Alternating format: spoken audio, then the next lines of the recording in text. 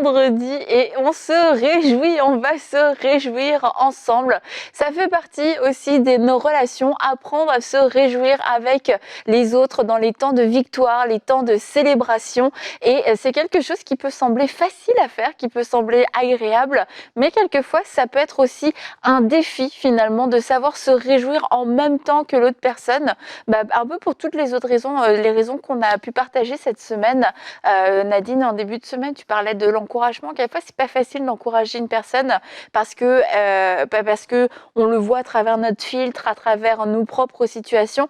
Et puis, il y a des moments, les gens vont se réjouir et nous, on n'a pas envie de se réjouir avec eux. On n'est pas forcément disposé. Mais pourtant, c'est quelque chose qui va être important pour consolider et fortifier nos relations, apprendre à se réjouir avec l'autre, à pouvoir célébrer, à pouvoir faire la fête, façon de parler, de façon sainte, ok. Mais c'est ce qui va, ça va faire partie des relations. Absolument, on parle d'améliorer ses relations et tu dis justement lundi, quand on a commencé la semaine, on a parlé du fait que dans tout ce qu'on a parlé toute la semaine, c'est ne pas être le point central en fait. Et des fois, pour se réjouir pour les autres, apprendre à te réjouir pour les autres, des fois, c'est difficile lorsque on voit nos relations avec les autres à partir de nous comme le point central. C'est-à-dire que si moi, je vis une saison de vache maigre et que, voilà, mon ami vient d'acheter une nouvelle voiture ou vient d'avoir une promotion au travail, est-ce que je peux me réjouir sincèrement pour elle? Mais vraiment, il faut qu'on soit capable de passer par-dessus, entre guillemets, notre propre moi, entre guillemets, et se réjouir pour les autres. Parce que quand quelqu'un voit ça, c'est qu'on inspire confiance, en fait, et la personne veut nous partager des choses. Des fois, on a des relations qu'on ne peut pas aller plus loin parce que les autres personnes ne sentent pas qu'on est des gens qui peuvent se réjouir pour eux. Du coup, ils ont des informations qu'ils ne nous donnent pas parce qu'on ramène toujours à nous. Ah oui, toi, t'as acheté ça. Ah, mais moi, voilà. Ah, t'as ce projet-là. Ah, mais moi, voilà. Donc, du coup, si on est comme ça, on ne va pas grandir dans nos relations. Mais si les gens savent que, hey, je peux venir là avec ma plus belle nouvelle et puis je peux le partager à Aurélie, je peux le partager à Annabelle, elles vont être joyeuses, elles vont être contentes, elles vont me poser des questions. Ça ne va pas juste être comme, ah, ok, c'est bien. Non, si je ressens ça de la part de ces personnes-là, je vais le faire. Donc, du coup, nous-mêmes, on peut vraiment se réjouir. Et quand on se réjouit, ça nous enlève même les yeux de notre quotidien. Si peut-être on passe par un temps difficile, ça enlève un peu les yeux de ce qu'on vit. Ça nous fait voir ce que Dieu fait dans la vie des autres personnes. Et c'est bénissant, en fait. Tu es en train de dire qu'on dit « Ah, ok, c'est bien, on est en train de se réjouir. » On ne manifeste pas une réjouissance évidente. Voilà. Oui, bien, je t'embête, je crois. Moi, quand j'ai annoncé à mes amis à l'époque que j'allais me marier, c'était une bonne nouvelle quand même. Et bien, mes amis de l'époque ont eu une réjouissance sur mon intérieur de ah, ok. Et je me souviens encore, c'était tellement triste. C'est comme, t'annonces, ok, je vais me marier. Le petit silence avant le A. Et là, c'est comme, ça retombe, puis tu l'annonces une fois, tu l'annonces deux fois. Franchement, même au bout d'un moment, ça me stressait, l'annonce, je voulais même plus le dire. Tu fais quoi samedi? Oh non, non. Non, vraiment. Mais bon, c'est parce que aussi, je venais de donner ma vie au Seigneur, etc. Donc, les gens avaient de l'appréhension. Mais sincèrement, en fait, je me dis, je comprends que les gens avaient de l'appréhension parce que c'était surprenant, parce que j'étais jeune et tout ça. Mais j'aurais pu même entendre toutes leurs questions et leurs interrogations avec beaucoup plus de facilité si j'avais senti un minimum de réjouissance. Dire « Ah, waouh, félicitations !» Et après, me poser des questions. « Ah, mais est-ce que tu trouves pas que c'est un peu rapide? Comment tu le vis ?»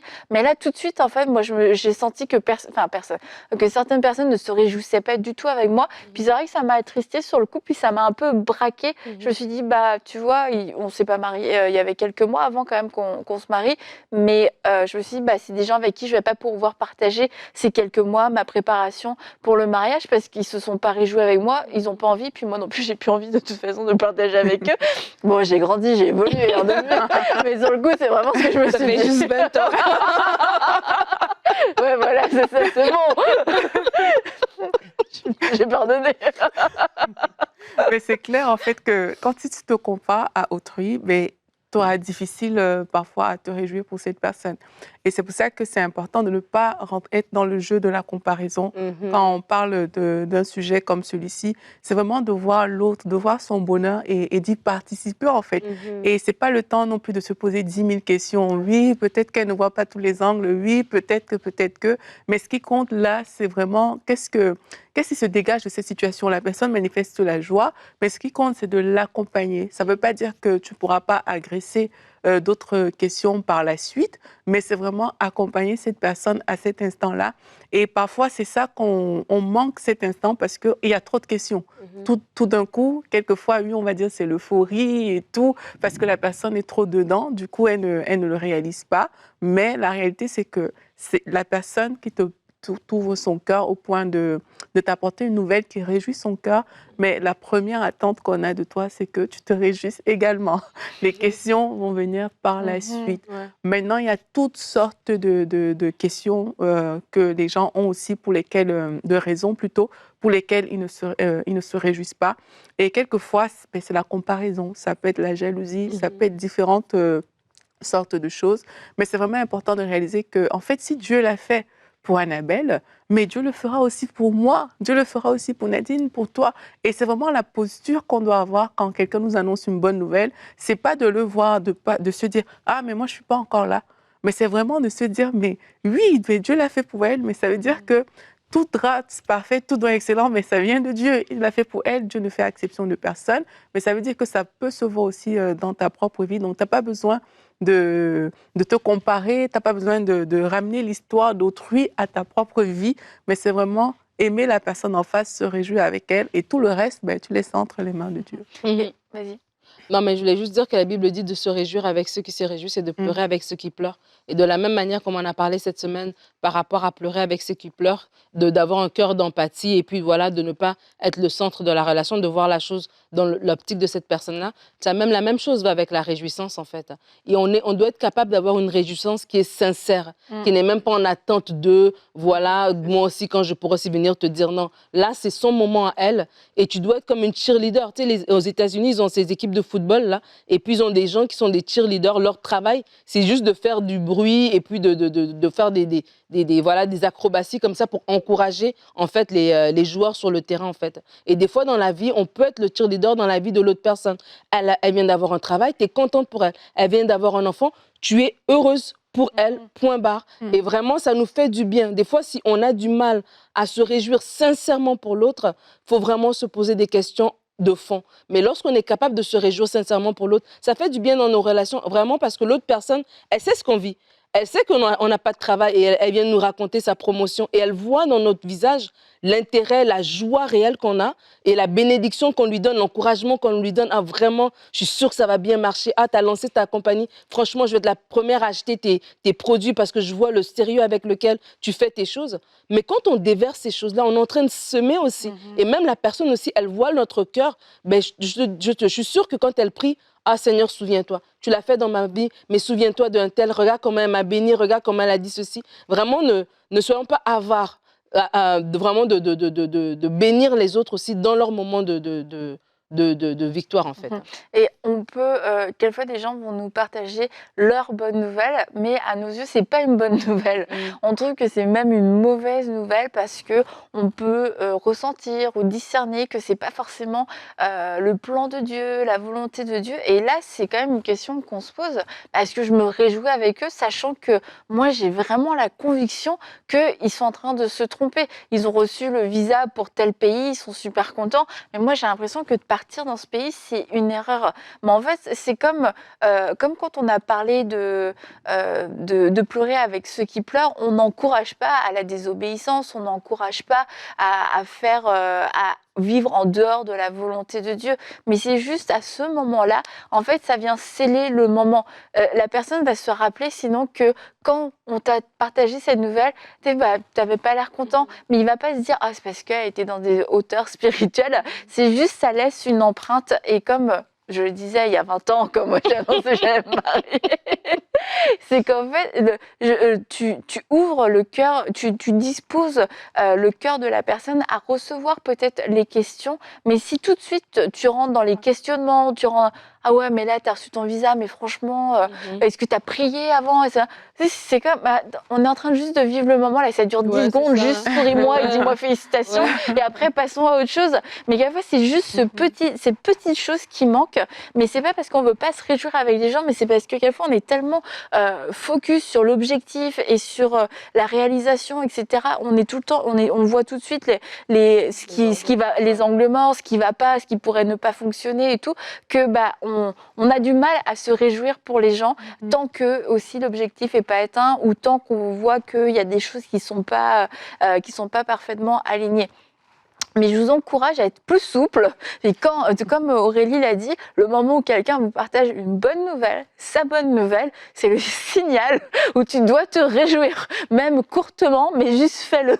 Et comme ça dépose quelque chose de bon dans le cœur de l'autre et dans la relation. Parce qu'il y a des gens à qui tu repenses et en fait, tu repenses à des grands moments de ta vie, tu leur as partagé des choses et jamais ils se sont enthousiasmés pour toi. Et jamais ils t'ont félicité, jamais. C'était comme, ok, ou alors, ah ouais, t'as pensé à ça?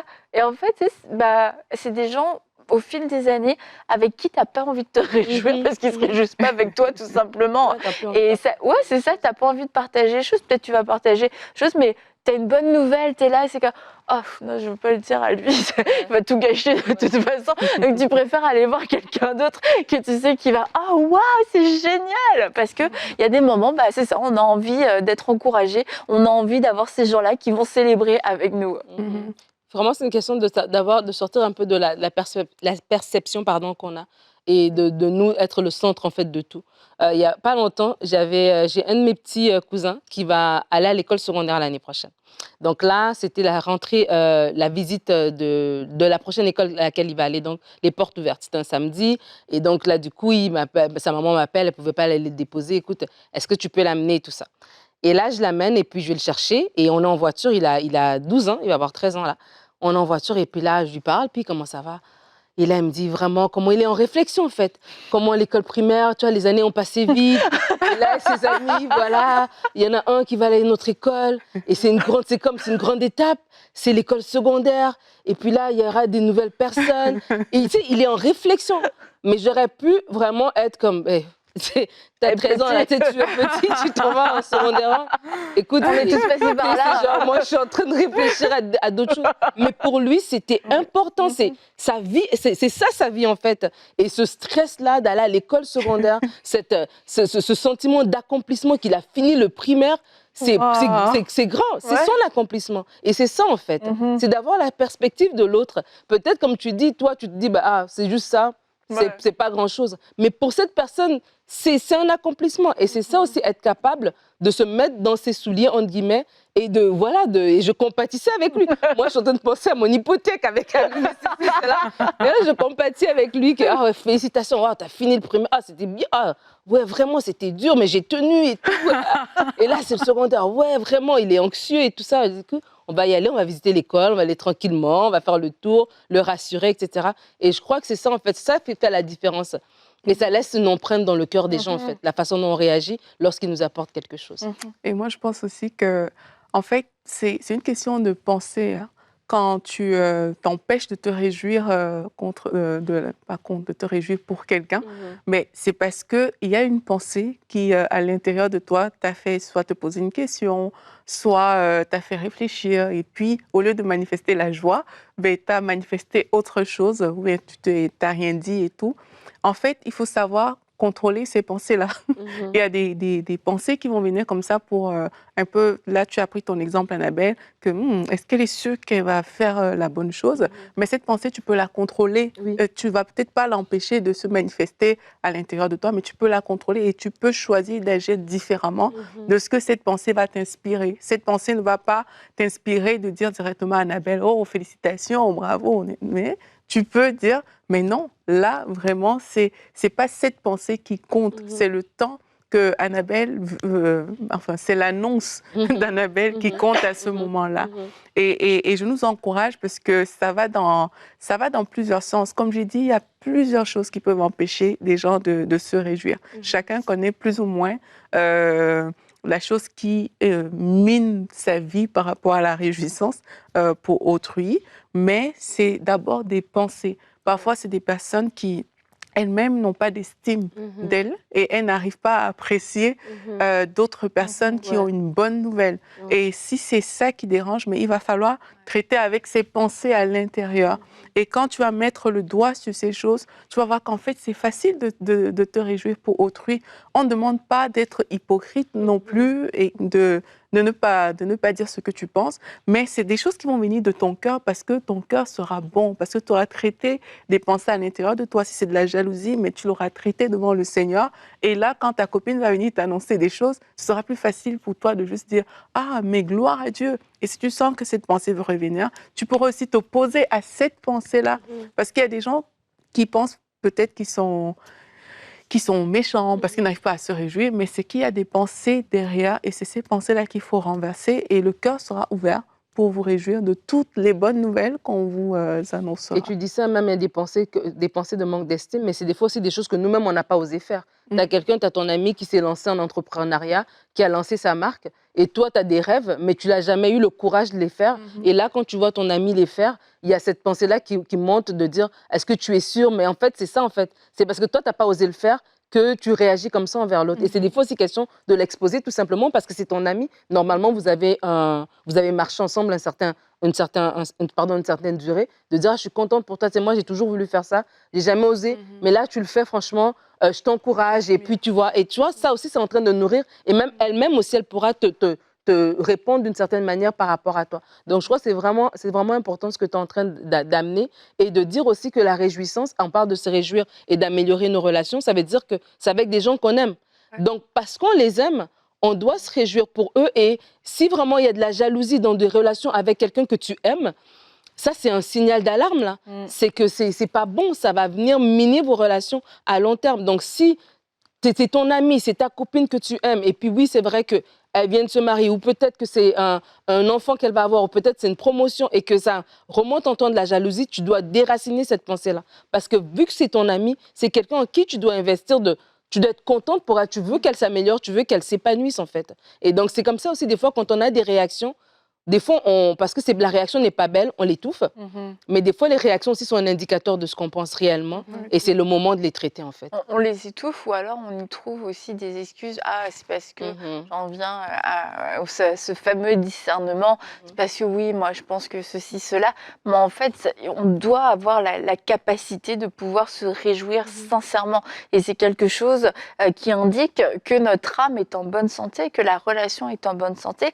Et si vous insistez vraiment pour dire que c'est du discernement, quand même prenez le temps de demander au Saint-Esprit, est-ce vraiment du discernement? Est-ce que mon cœur est pur à 100% dans cette relation? Est-ce que tous les arguments que j'avance pour ne pas me réjouir parce que je vois tel et tel danger, est-ce que c'est vraiment quelque chose que tu as mis dans mon cœur, ou alors y a-t-il une autre racine? Et tant mieux pour vous s'il n'y a pas d'autre racine, mais ça vaut la peine de pouvoir faire cet examen avec le Saint-Esprit, parce que c'est facile de se laisser séduire par toutes sortes de raisonnements, par toutes sortes de pensées qui semblent spirituelles pour couvrir finalement nos propres fautes, couvrir nos propres faiblesses, couvrir des racines de jalousie, des racines d'offense ou d'amertume, et ce serait le moment de les traiter.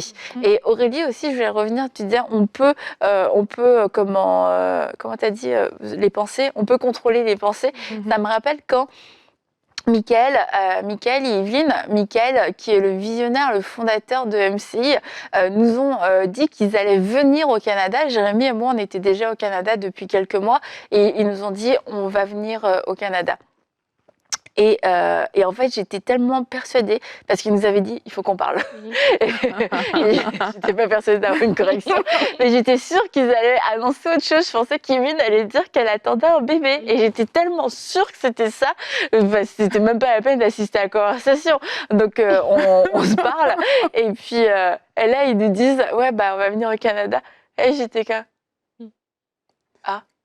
Mais ma réaction était tellement nulle. Eux, ils nous annonçaient une grande nouvelle dans leur vie. Tu vois, on est leurs amis, j'aurais dû. Ah ouais, mais c'est trop bien et tout. Mais là, j'étais tellement moi dans mon idée.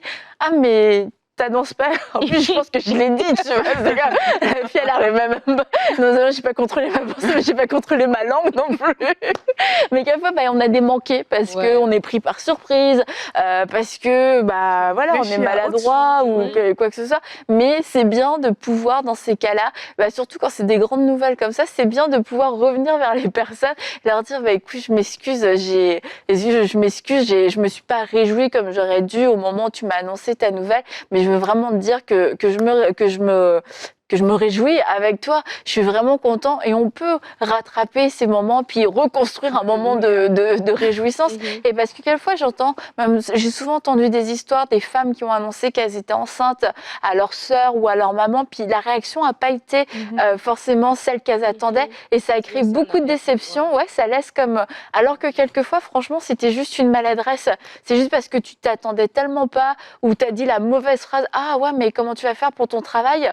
Tu sais, c'est une maman qui pense à mille choses, plutôt que d'avoir dit au début « Ah, félicitations !» Et bien, quand ça arrivait, et puis surtout quand vous avez vu que ça a froissé la personne, c'est facile, en tout cas, prenez cette décision d'aller la voir parce que c'est beaucoup plus facile de rétablir et de recréer un moment de réjouissance plutôt qu'après devoir gérer l'offense, gérer cette blessure et puis que ça reste dans la relation. Et apprendre à se réjouir, c'est aussi pas juste se limiter à félicitations, ça j'aimerais quand même le dire. C'est pas juste dire oh félicitations. Mais c'est si tu sens si tu sens que tu n'as pas les mots, je veux dire pose des questions. Vraiment, c'est réjouis-toi là, c'est pas juste, c'est vrai parce que intéresse-toi. Oui, intéresse-toi. Il y a des gens c'est comme je t'ai félicité. Ouais mais tu vois, comme mets un peu de plus de sauce là. Pose des questions. Ah ouais, que ça va être comment?